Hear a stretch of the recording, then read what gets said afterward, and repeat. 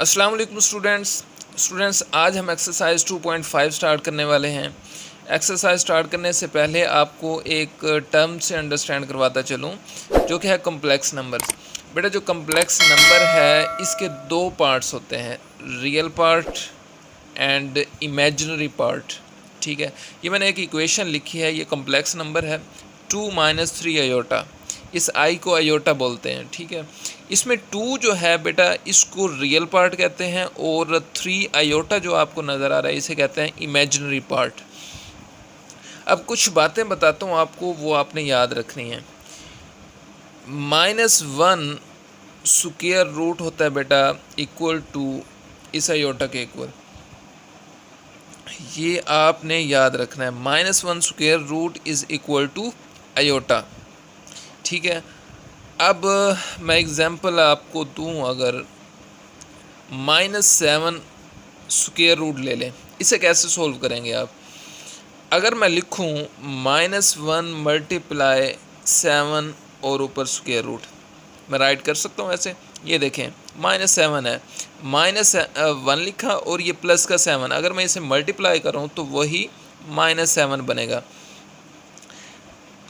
आपको मैंने कहा कि -1 स्क्वायर रूट जहाँ नज़र आए उसे क्या पुट करना है आपने, आयोटा। तो मैं आयोटा यहाँ पुट कर सकता हूँ। वो कैसे? अगर मैं इसे मज़ीद सोल्व करूँ, -1 अंडर रूट अलग कर दूँ और 7 अंडर रूट अलग कर दूँ, तो ये देखें इसकी जगह मैंने क्या पुट कर दिया, आयोटा, और ये वैसे का वैसे रहा। ये देखें, आप देख सकते हैं -7 वैसे का वैसा सेम है और -1 स्क्वायर रूट की जगह मैंने आई को पुट कर दिया है। तो इस तरह बेटा सोल्व करना है इसे। अब अगर मैं इसे मज़ीद सोल्व करना चाहूँ, अगर मैं बोथ साइड्स पर स्क्वायर ले लूँ तो फिर क्या होगा, -1 स्क्वायर रूट, बोथ साइड्स पर मैं स्क्वायर ले लूँ तो क्या होगा? आप अच्छी तरह जानते हैं कि स्क्वायर रूट से कैंसिल हो जाता है, तो क्या बनेगा, -1 is equal to iota square. एक तो ये बात आपने याद रखनी है और एक ये वाली, ये दोनों बहुत इंपॉर्टेंट है। जहाँ -1 स्क्वायर रूट नज़र आए वहाँ आप आयोटा पुट कर सकते हैं, और जहाँ अकेला -1 नज़र आए वहाँ आप आयोटा स्क्वायर पुट कर सकते हैं। और अगर इस आयोटा के ऊपर कुछ पावर हो, 7 और 8 9 जितनी भी पावर हो, 50 100 जितनी भी हो, उसे कैसे सोल्व करेंगे उसका तरीका हम देखते हैं। तो हम एक्सरसाइज की तरफ मूव करते हैं बेटा।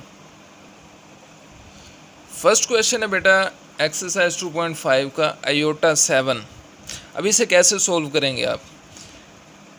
अगर मैं इसे लिखूं आयोटा 6 मल्टीप्लाई आयोटा 1, कैसे लिख सकते हैं? अब देखें, आयोटा 6 लिखा, मल्टीप्लाई कर दिया आयोटा 1 को, यानी अलग अलग कर दिया इसे मैंने। अब बनता क्या है, जब बेस सेम होती है तो पावर्स क्या होती हैं, ऐड हो जाती हैं। 6 + 1 वही 7 बनेगा। ये मैंने किस लिए किया बेटा? ये हमने एक चीज़ पढ़ी है कि -1 जो होता है इक्वल टू आयोटा स्क्वायर। अब मैं यहाँ आयोटा स्क्वायर बनाकर क्वेश्चंस को सोल्व करना चाहता हूँ, इसलिए मैंने इस शेप में इसे कन्वर्ट किया। अब करेंगे कैसे इसे सोल्व?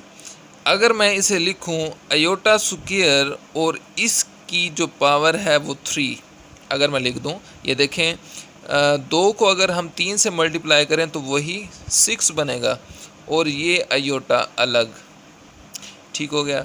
अब हमने पढ़ा है कि आयोटा स्क्वायर की जो वैल्यू होती है वो -1 होती है, और -1 पुट करेंगे, उसके ऊपर जो पावर है वो 3 है। ये आयोटा वैसे का वैसे, इसके सामने सोल्व कर देते हैं। अब -1 के ऊपर जो पावर है बेटा वो ओड नंबर है।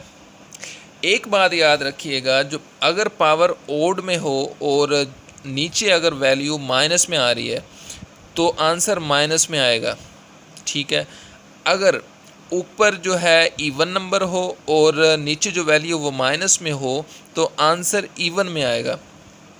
अब यहाँ पर देखें आप, यहाँ है -1 की जो पावर है वो 3 है।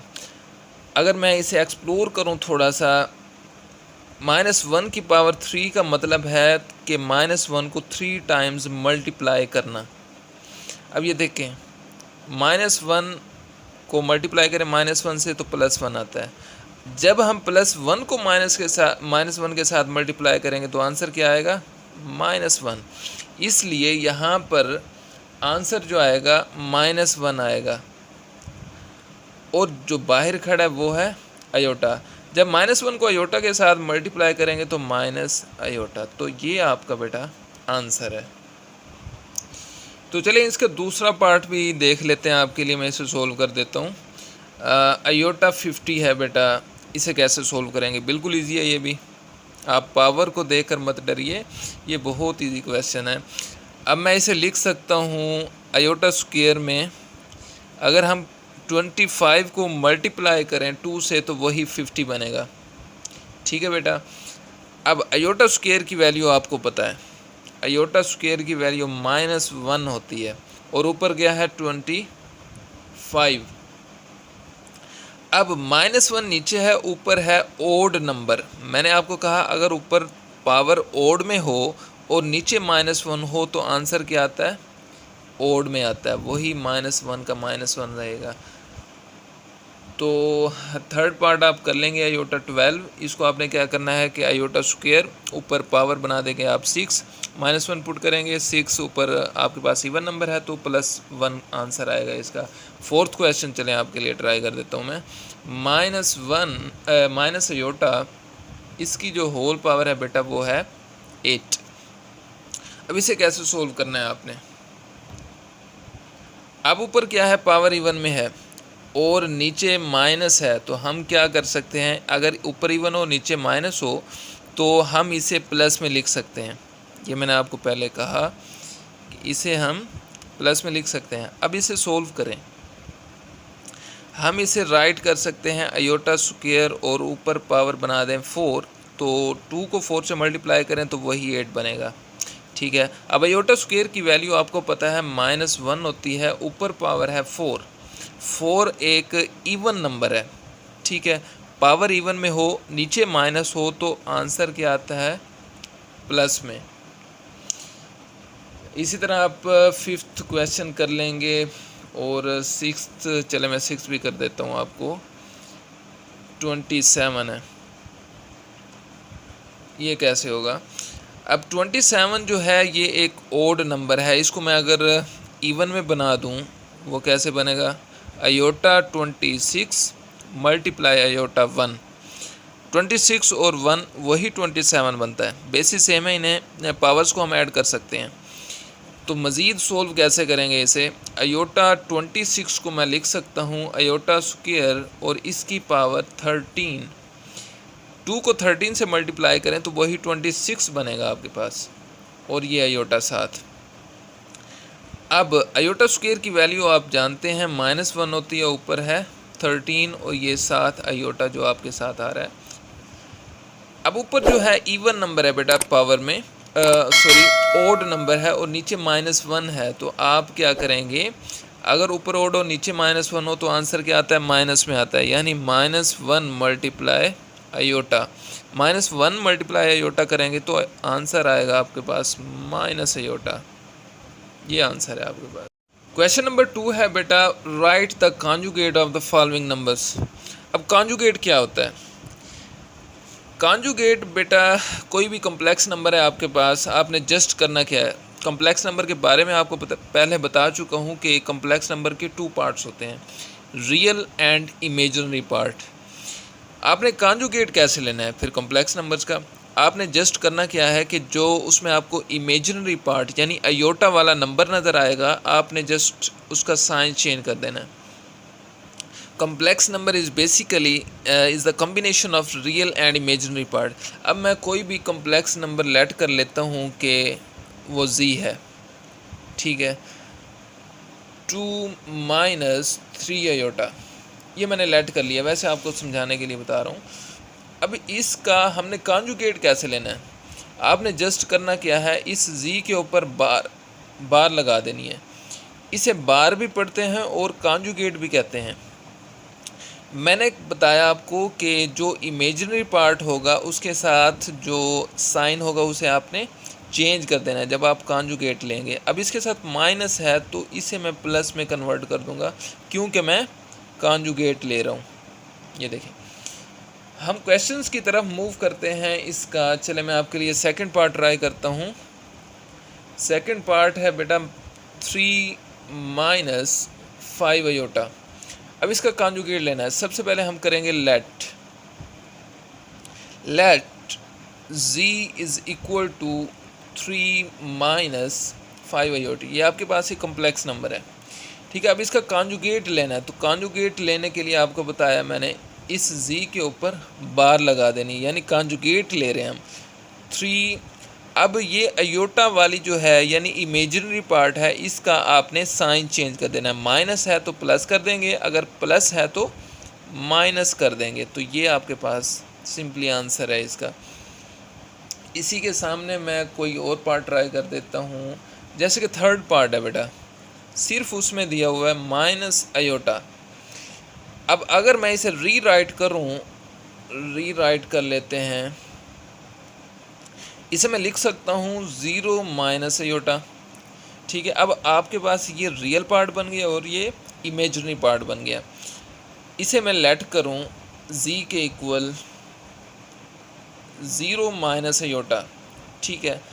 अगर मैं इसका कॉन्जुगेट लेना चाहता हूँ तो इसके ऊपर ऐसे बार, अब इस इमेजिनरी पार्ट के साथ जो साइन है वो चेंज कर दूंगा, ये हो जाएगा 0 प्लस अयोटा। ये आपके पास सिंपली इसका आंसर है। इसका फोर्थ पार्ट भी ट्राई कर लेते हैं। फोर्थ पार्ट है हमारे पास -3 प्लस 4 अयोटा। सबसे पहले वैसे लेट करना है आपने z के इक्वल, ठीक है, -3 प्लस 4 अयोटा। तो कॉन्जुगेट लेंगे, इसके ऊपर बार लगाएंगे, यानी कॉन्जुगेट ले रहे हैं हम कॉम्प्लेक्स नंबर का। -3 ये रियल नंबर है, सेम रहेगा। अब अयोटा वाली ये है यानी इमेजिनरी पार्ट के साथ जो साइन है वो चेंज करेंगे, ये प्लस है तो माइनस कर देंगे, -4 अयोटा। ये आपके पास आंसर है।